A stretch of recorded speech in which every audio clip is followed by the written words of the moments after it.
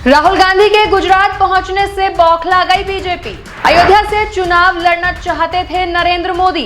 राहुल ने गुजरात के अहमदाबाद से भरी हुंकार। अयोध्या की तरह गुजरात में भी हारेगी भाजपा।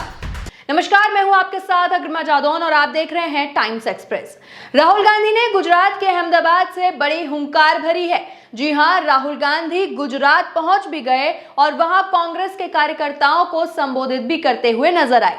हालांकि उनका गुजरात में आना बीजेपी को जरा भी पसंद नहीं आया।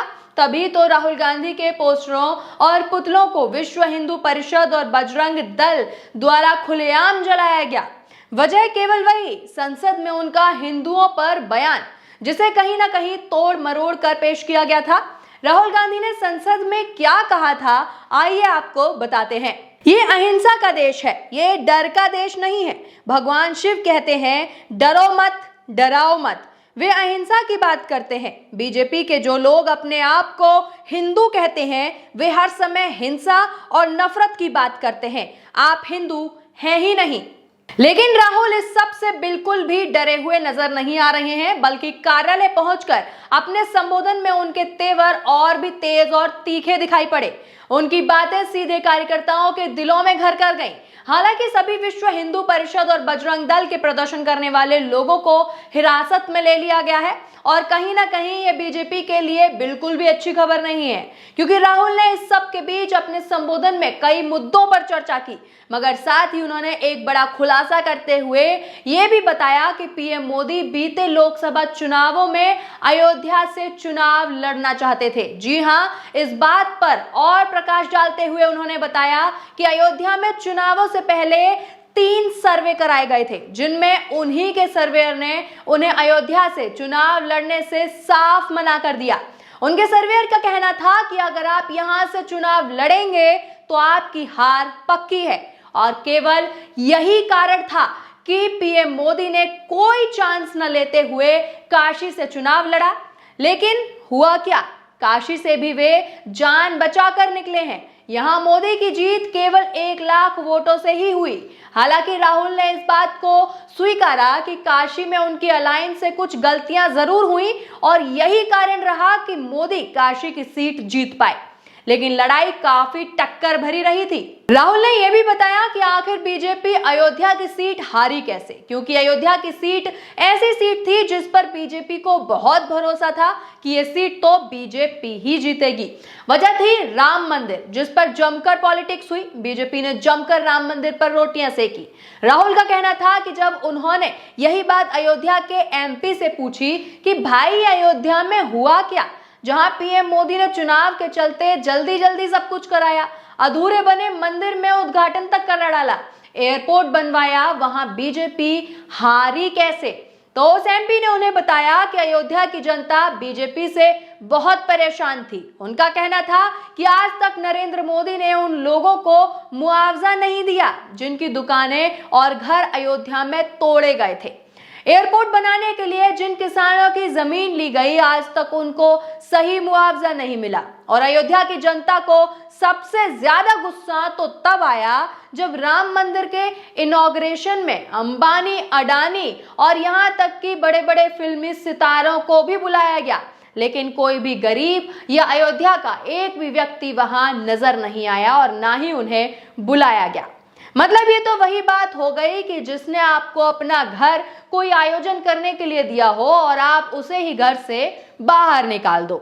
इससे आगे भी राहुल गांधी खूब दहाड़े। उन्होंने प्रधानमंत्री की नॉन बायोलॉजिकल वाली बात पर टिप्पणी करते हुए कहा कि पीएम मोदी तो नॉन बायोलॉजिकल हैं और देश की जनता बायोलॉजिकल। उनका तो भगवान से सीधा कनेक्शन है, फिर वे अयोध्या कैसे हार गए।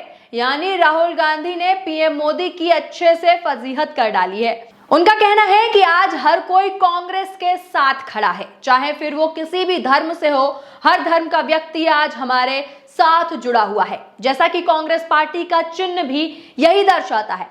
कांग्रेस के हाथ का मतलब है अभय मुद्रा, जो कि हर धर्म में है, चाहे फिर वो बौद्ध धर्म में भगवान बुद्ध के हाथ की मुद्रा हो, सिख धर्म में गुरु नानक देव के हाथ की मुद्रा हो, इस्लाम में दुआ भी हाथों से इसी प्रकार मांगी जाती है और हिंदू धर्म में शिव जी के हाथ की भी यही मुद्रा है। जिसका मतलब है कि डरो मत, डराओ मत। यानी इन बातों से साफ है कि राहुल गांधी ये कहना चाहते हैं कि उनके ऊपर हर धर्म के ईश्वर का हाथ है और अब पलड़ा मोदी का नहीं, राहुल का भारी है।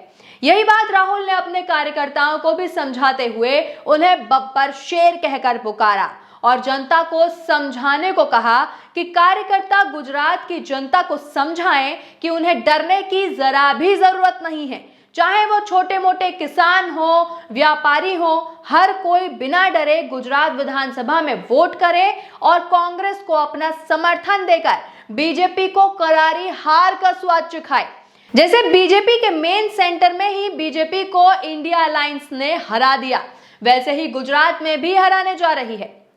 जैसे उन्होंने हमारा ऑफिस तोड़कर हमें चैलेंज किया है, तो इस चैलेंज को हम एक्सेप्ट करते हैं और इन्हें गुजरात विधानसभा में तोड़ने वाले हैं। इसके अलावा राहुल गांधी ने कार्यकर्ताओं के जरिए जनता तक ये बात पहुंचाने को कहा है कि जिस तरह कांग्रेस ने लोकसभा चुनाव में अपना मैनिफेस्टो जनता के बीच रहकर उनके अनुसार बनाया था, उनकी समस्याओं को मद्देनजर रखते हुए बनाया था, उसी तरह गुजरात विधानसभा चुनावों में भी कांग्रेस यही चीज अपनाएगी और गुजरात के लाखों लोगों से पूछकर अपना मैनिफेस्टो बनाएगी। राहुल गांधी के इस संबोधन के पक्ष में कई लोग दिखाई पड़ रहे हैं और ट्वीट भी कर रहे हैं। अगर बात की जाए सुरभि मराडिया की, जो कि एक मशहूर पॉलिटिकल कमेंटेटर, पॉलिटिकल एनालिस्ट के साथ साथ एक फ्रीलांस जर्नलिस्ट भी हैं, तो उन्होंने अपने एक्स अकाउंट पर लगातार कई ट्वीट किए हैं। आइए बताते हैं उन्होंने क्या ट्वीट किए हैं। उन्होंने राहुल गांधी की वीडियो को साझा करते हुए लिखा, भाजपा में कोई भी नेता मोदी जी को नहीं चाहता है, पर किसी में उनके सामने बोलने की हिम्मत नहीं है। एक और उन्होंने ट्वीट किया है, जैसे भाजपा अयोध्या में हारी, उसी तरह गुजरात में भी हारेगी। लगातार उन्होंने कई ट्वीट करते हुए बोला है कि आने वाले समय में गुजरात में भाजपा का अस्तित्व ही नहीं होगा, कांग्रेस भाजपा को गुजरात में हराएगी, गुजरात की राजनीति बदल रही है। साथ ही उन्होंने लिखा है कि आज राहुल गांधी जी गुजरात में हैं तो राजनीति बदलती हुई दिखेगी। गुजरात एक नफरत का बाजार है और राहुल गांधी जी यहां मोहब्बत की दुकान खोलने वाले हैं।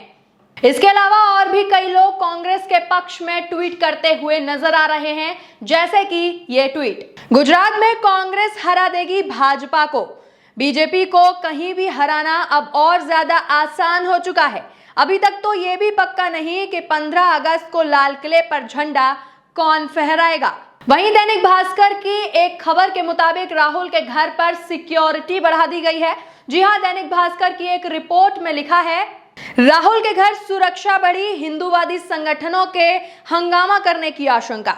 दिल्ली पुलिस ने कांग्रेस सांसद राहुल गांधी के घर के बाहर सुरक्षा बढ़ाई है। पुलिस को मंगलवार को ऐसे इनपुट मिले हैं कि हिंदूवादी संगठन उनके घर के बाहर हंगामा कर सकते हैं, जिसके चलते पैरामिलिट्री का एक प्लाटून राहुल के घर के बाहर तैनात किया गया है। राहुल गांधी के अन्य बड़े मुद्दों की बात करें जो उन्होंने अपने संबोधन में की है, तो उन्होंने कहा है कि राम मंदिर आंदोलन आडवाणी ने शुरू किया था, मोदी ने केवल मदद की।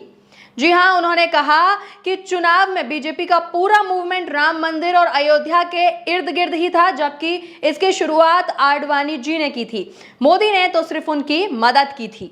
साथ ही उनका कहना है कि पीएम मोदी को कोई पसंद नहीं करता, सिर्फ लोग उनसे डरते हैं। वे जब खड़े होते हैं तो सब लोग डर जाते हैं। एक आदमी के सामने पार्टी कार्यकर्ता की हवा निकल गई, आरएसएस की हवा निकल गई, लेकिन कांग्रेस में ऐसा नहीं होता। कांग्रेस के किसी भी नेता के सामने कार्यकर्ता खड़ा हो सकता है। साथ ही राहुल गांधी ने अपनी गलतियों को सुधारने के लिए कहा है कि जैसे बीजेपी ने अहमदाबाद में हमारे ऑफिस को तोड़ा, वैसे ही अब हम इनकी सरकार को तोड़ने जा रहे हैं और जो हमने पिछले चुनाव में कुछ गलतियां की हैं उनको हम सुधारने वाले हैं। इसी के साथ आप बने रहिए टाइम्स एक्सप्रेस के साथ। धन्यवाद।